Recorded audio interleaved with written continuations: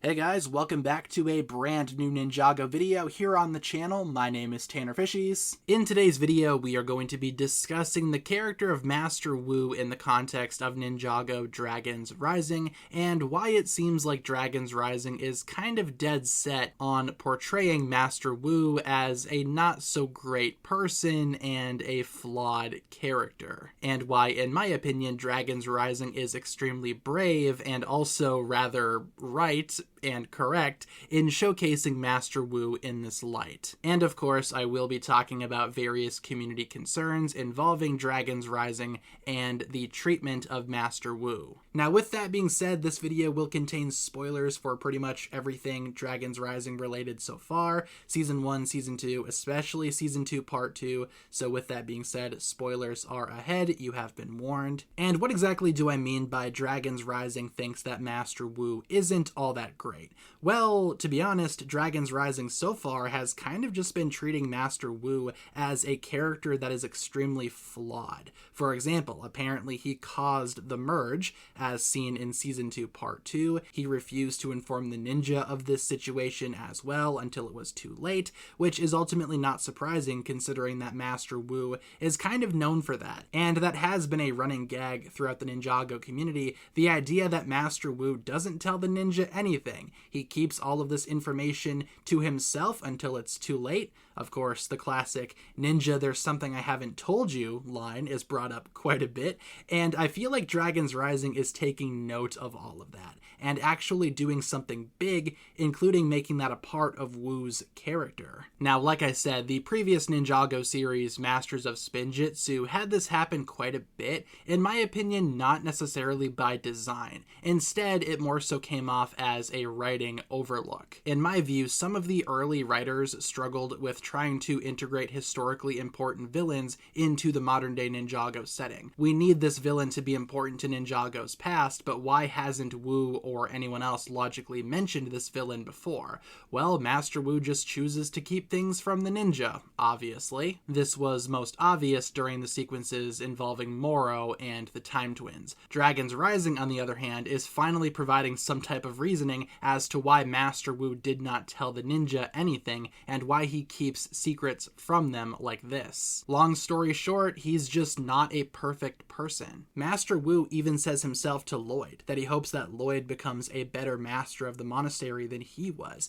Master Wu knew that his time was almost up, and he hopes that Lloyd will grow beyond what he himself was. The Dragons Rising series is acknowledging these mistakes by having Master Wu be a flawed individual, giving him a sense of character, ironically. It's okay to be flawed. Master Wu is a flawed character. Nobody's perfect, and Master Wu is the embodiment of that philosophy. The ninja themselves will need to take what they learned from Master Wu and expand on that and become their own masters. If Master Wu was this perfect teacher, then the ninja would be rather bland and boring. But it's because of all of these experiences that Master Wu was able to mold these individuals into the characters that they are today, the ninja that we love. Master Wu himself, like I mentioned, is a little rough around the edges, for lack of a better term, but like I said, that's what makes him intriguing. That's what makes him special. That's what makes him stand out. If he was this perfect figure that could do no wrong, then that would be extremely boring. And in my opinion, Dragons Rising recognizes that,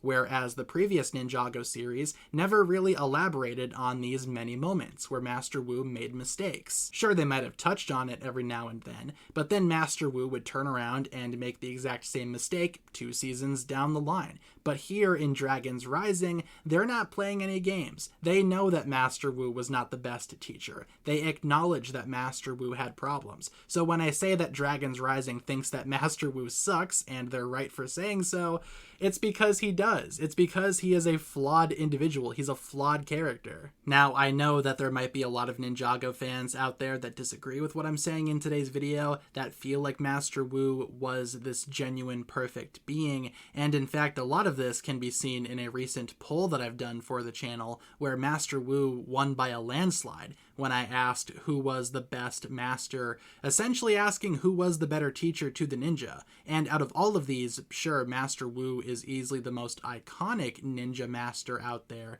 sensei, teacher, whatever you want to call him, but at the same time, I feel like when it's all said and done, Lloyd will rise to become a better master than Master Wu ever could be. And I know that a lot of Ninjago fans might not like that when it does eventually happen. I feel like it will happen, you know, just a theory there.